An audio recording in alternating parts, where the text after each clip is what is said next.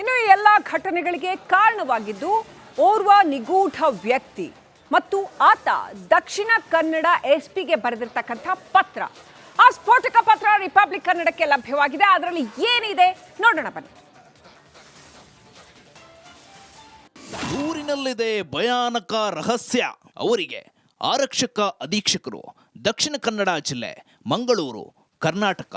ವಿಷಯ: ನನಗೆ ನಿರಂತರ ಪ್ರಾಣ ಬೆದರಿಕೆ ಒಡ್ಡಿ ಧರ್ಮಸ್ಥಳ ಗ್ರಾಮದ ವ್ಯಾಪ್ತಿಯಲ್ಲಿ ಮತ್ತು ಸುತ್ತಮುತ್ತಲಿನ ಪ್ರದೇಶಗಳಲ್ಲಿ ಕೊಲೆಗೊಳಗಾದ ಹಾಗೂ ಅತ್ಯಾಚಾರಕ್ಕೆ ಒಳಗಾಗಿ ಕೊಲೆಗೊಳಗಾದ ಅನೇಕ ಮೃತದೇಹಗಳು ಮತ್ತು ಸಾಕ್ಷ್ಯಗಳನ್ನು ನನ್ನಿಂದ ಬಲವಂತವಾಗಿ ಹೂತು ಹಾಕಿಸಿರುವ ಬಗ್ಗೆ ದೂರು. ನನ್ನಿಂದ ಹೂತು ಹಾಕಿರುವ ಮೃತದೇಹಗಳ ಕಳೆಬರಗಳನ್ನು ಪೊಲೀಸರ ಸಮ್ಮುಖದಲ್ಲಿ ಹೊರತೆಗೆಸುವಂತೆ ಮನವಿ. ತಕ್ಷಣದ ಪ್ರಥಮ ವರ್ತಮಾನ ವರದಿ ಹಾಗೂ ಸಾಕ್ಷಿ ಸಂರಕ್ಷಣೆಯ ವಿನಂತಿ.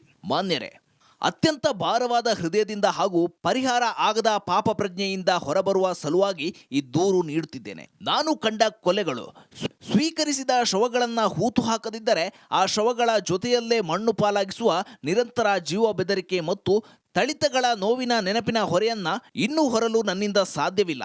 ಈ ಮೂಲಕ ನಾನು ಬಹಿರಂಗಪಡಿಸುತ್ತಿರುವ ಕೊಲೆಯಾದ ಅನೇಕ ಪುರುಷರು ಮತ್ತು ಅತ್ಯಾಚಾರಕ್ಕೆ ಒಳಗಾಗಿ ಕೊಲೆಗೊಳಗಾದ ಅನೇಕ ಯುವತಿಯರು ಮತ್ತು ಮಹಿಳೆಯರ ಮಾಹಿತಿಯನ್ನ ತೀವ್ರಗತಿಯಲ್ಲಿ ತನಿಖೆಗೆ ಒಳಪಡಿಸಬೇಕು.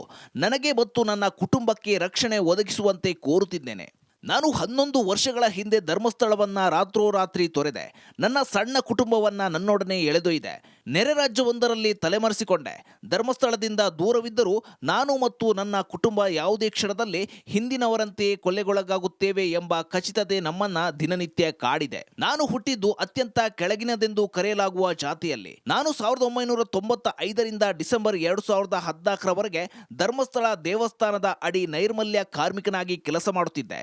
ಪ್ರತಿನಿತ್ಯ ನೇತ್ರಾವತಿ ನದಿ ಬಳಿ ಮತ್ತು ಸುತ್ತಮುತ್ತಲಿನ ಪ್ರದೇಶಗಳಲ್ಲಿ ಸ್ವಚ್ಛತೆ ಕೆಲಸ ನಿರ್ವಹಿಸುತ್ತಿದ್ದೆ. ನಿಯಮಿತ ಉದ್ಯೋಗವಾಗಿ ಪ್ರಾರಂಭವಾದದ್ದು ನಂತರ ದಿನಗಳಲ್ಲಿ ಅತ್ಯಂತ ಭಯಾನಕ ಅಪರಾಧಗಳ ಸಾಕ್ಷ್ಯಗಳನ್ನು ಮರೆಮಾಚುವ ಕೆಲಸವಾಗಿ ಬದಲಾಯಿತು.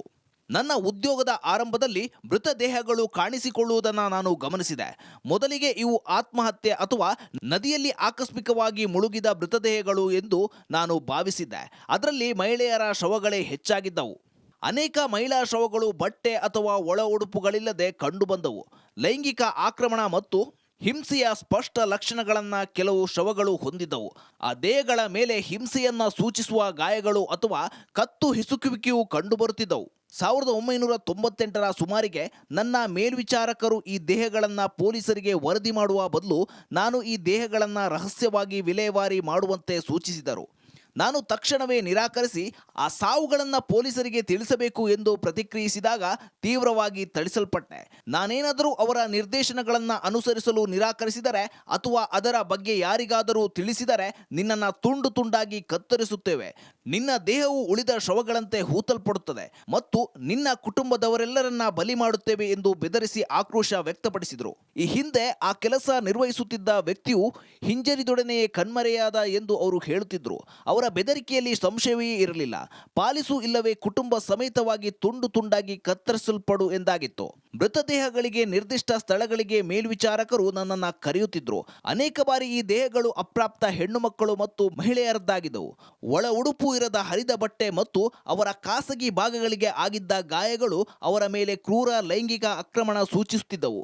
ಕೆಲ ದೇಹಗಳ ಮೇಲೆ ಆಸಿಡ್ನಿಂದ ಸುಟ್ಟ ಗುರುತುಗಳು ಸಹ ಇರುತ್ತಿದ್ದವು. ನನ್ನನ್ನು ಬಹಳವಾಗಿ ಕಾಡಿರುವ ಘಟನೆಯೊಂದಿದೆ.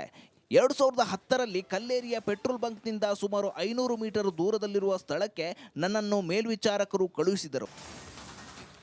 ಇನ್ನು ಈ ಎಲ್ಲ ಘಟನೆಗಳಿಗೆ ಕಾರಣವಾಗಿದ್ದು ಓರ್ವ ನಿಗೂಢ ವ್ಯಕ್ತಿ ಮತ್ತು ಆತ ದಕ್ಷಿಣ ಕನ್ನಡ ಎಸ್ಪಿಗೆ ಬರೆದಿರ್ತಕ್ಕಂಥ ಪತ್ರ. ಆ ಸ್ಫೋಟಕ ಪತ್ರ ರಿಪಬ್ಲಿಕ್ ಕನ್ನಡಕ್ಕೆ ಲಭ್ಯವಾಗಿದೆ. ಅದರಲ್ಲಿ ಏನಿದೆ ನೋಡೋಣ ಬನ್ನಿ.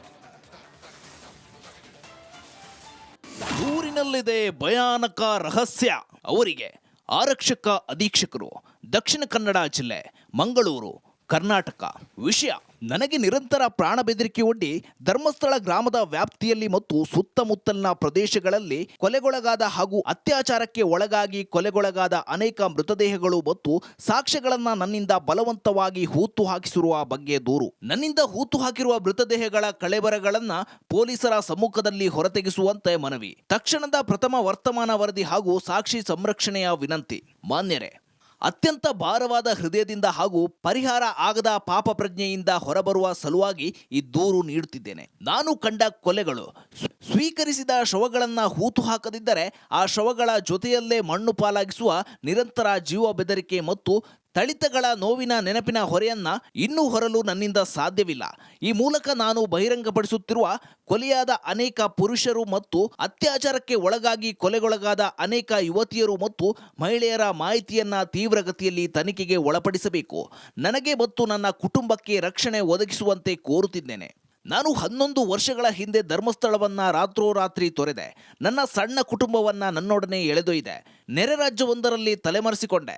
ಧರ್ಮಸ್ಥಳದಿಂದ ದೂರವಿದ್ದರೂ ನಾನು ಮತ್ತು ನನ್ನ ಕುಟುಂಬ ಯಾವುದೇ ಕ್ಷಣದಲ್ಲಿ ಹಿಂದಿನವರಂತೆಯೇ ಕೊಲೆಗೊಳಗಾಗುತ್ತೇವೆ ಎಂಬ ಖಚಿತತೆ ನಮ್ಮನ್ನ ದಿನನಿತ್ಯ ಕಾಡಿದೆ. ನಾನು ಹುಟ್ಟಿದ್ದು ಅತ್ಯಂತ ಕೆಳಗಿನದೆಂದು ಕರೆಯಲಾಗುವ ಜಾತಿಯಲ್ಲಿ. ನಾನು 1995ರಿಂದ ಡಿಸೆಂಬರ್ 2014ರವರೆಗೆ ಧರ್ಮಸ್ಥಳ ದೇವಸ್ಥಾನದ ಅಡಿ ನೈರ್ಮಲ್ಯ ಕಾರ್ಮಿಕನಾಗಿ ಕೆಲಸ ಮಾಡುತ್ತಿದ್ದೆ.